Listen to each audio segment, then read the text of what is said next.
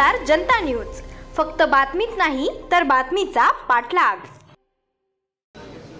आज सभागृहामध्ये शेतकऱ्याचा अवमान करणारा भारतीय जनता पक्षाचा नेता आणि माजी मंत्री बबनराव लोणीकर यांनी ज्या शब्दाचा वापर करून म्हणजे शेतकऱ्यांना मोदी हे शेतकऱ्यांचे बाप आहेत अशा प्रकारचा उल्लेख करून आणि शेतकऱ्यांना तुमच्या अंगावरचे कपडे या आम्ही दिलेत, तुमच्या पायातले जोडे चपला आम्ही दिलेत, तुमच्या आई बहिणीला आम्ही पैसे दिलेत, अशा प्रकारचा शेतकऱ्यांना पूर्णतः शेतकऱ्यांचा अपमान करणारा आणि जसे काही शेतकरी यांच्या बापांच्या भरोशावर जगतात अशा पद्धतीचं निंदाजनक वक्तव्य त्यांनी केलं।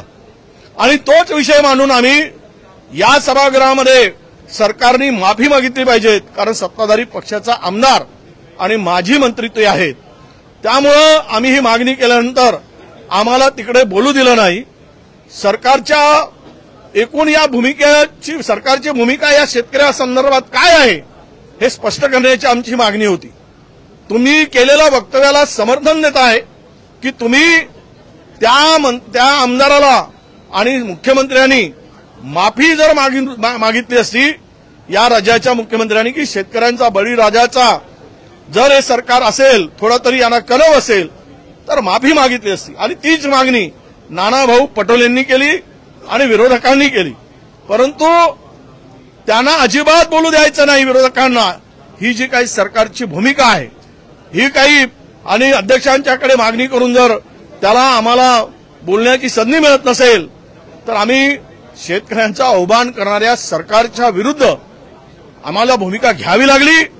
आणि शेतकऱ्यांसाठी आम्ही काय सस्पेंड केलं, काय जेलात टाकलं, काय कुठली सजा दिली तरी शेतकऱ्यांसाठी आम्ही लढू, आम्ही लढणार आहोत। शेतकऱ्यांच्या पाठीमागं सत्ताधारी जरी नालायकपणा करत असतील तरी विरोधक म्हणून त्यांच्या पाठीमागं खंबीरपणे उभं राहण्याचा निर्धार, त्यांचा अवमान महाराष्ट्र कधी सहन करणार नाही।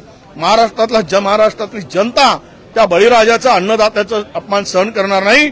आणि म्हणून आम्ही ज्यावेळेस मागणी केली आणि नाना पटोलेंनी ज्यावेळेस ही मागणी केल्यानंतर त्यांना एक दिवसासाठी निलंबित केलं गेलं। म्हणून आज आम्ही सर्व विरोधकांनी जोपर्यंत हे सरकार माफी मागत नाही म्हणून आज आम्ही कामकाजावर बहिष्कार टाकून जिथे बोलण्याची संधी नाही, जिथे बाजू विरोधकांना मांडण्याची जर त्यांना संधी दिली जात नाही आणि शेतकऱ्यांचा अवमान करणाऱ्याला सरकार पाठीशी घालत असेल तर या विधानसभेमध्ये आज आम्ही बसण्याची आमची मानसिकता नव्हती, म्हणून आम्ही विरोध करून बहिष्कार टाकून बाहेर पडलो आहोत। यानंतर आदित्यजी बोलतील। आज आपण सगळ्यांनी पाहिलंच असेल ही चित्र सगळीकडे संपूर्ण महाराष्ट्रात जात आहेत की एका बाजूला बबनराव लोणीकरजींनी जे काही शब्द वापरलेले आहेत शेतकऱ्यांसाठी, बळीराजासाठी, भयानक शब्दात, म्हणजे आपण ते शब्द पुन्हा उच्चारू पण नाही शकत, तसे विचार देखील आपण कधी आणू नाही शकत मनात, असे त्यांनी शब्द वापरले।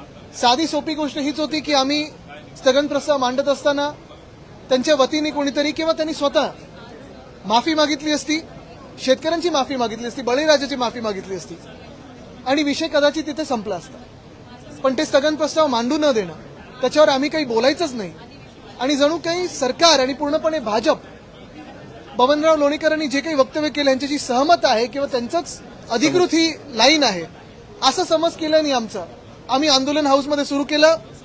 आणि त्यानंतर आपण पाहतोय नाना पटोलेजी यांना आज एक दिवसासाठी सस्पेंड केलेलं आहे, निलंबित केलेलं आहे। सगळ्यात धक्कादायक गोष्ट ही आहे की महाराष्ट्राच्या विधान भवनात निलंबन होणं, कदाचित आधी वागळं कोणी वागलं असेल त्याच्यामुळे निलंबित झाले असतील, पण पहिल्यांदा कदाचित असं होत आहे की शेतकऱ्यांचा आवाज उठवण्यासाठी, शेतकऱ्यांचा जो अपमान झाला त्याच्या विरोधात आवाज उठवण्यासाठी कोणीतरी निलंबित झालेला आहे। मला वाटतं हा एक भयानक पायंडा आपण पाडलेला आहे। दुर्दैव ह्या महाराष्ट्राचं असं आहे की एक सरकार आमच्या डोक्यावर जे बसलेलं आहे ते सरकार निवडणूक आयोगाच्या आशीर्वादाने बसलेलं आहे आणि शेतकऱ्यांच्या नाही। आणि म्हणूनच शेतकऱ्यांना जे आधी तुम्ही वचनं दिली, मग ती कर्जमाफीची असो किंवा कुठची असो, ती न पाळता त्यांचा अपमान करता तुम्हाला सत्ताधारी बाकांवर बसता येतं, हे आज निवडणूक आयोगाच्या आशीर्वादाने भाजपने दाखवलेलं आहे।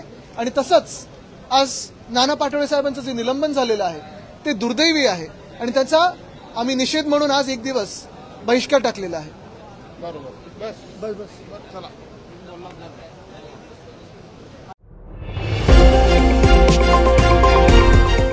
झुंजार जनता न्यूज, फक्त बातमीच नाही तर बातमीचा पाठलाग.